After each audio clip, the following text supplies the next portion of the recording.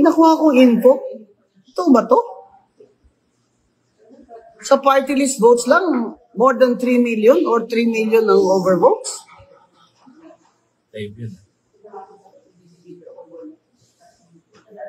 Parang never pa nangyari yan ah. Ang mga tao talagang nagtataka. Bakit ganun ang mga results sa mga party list?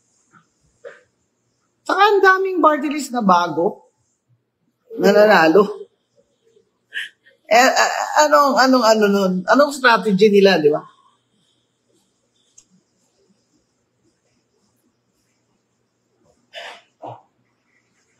Ang mga nanalong party list, lalo na yung matataas ang boto, ay yung mga political dynasty na party list. Yung mga party list na mga congressman. Bakit? Alam naman natin kung bakit. Dahil sa AX, TUPAD, AKAP, ayan pa. Kaya Secretary Gatchalian, tigilan na po yung AKAP.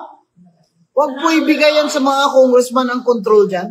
Dapat ibigay po yan sa mga Senior Citizens Association.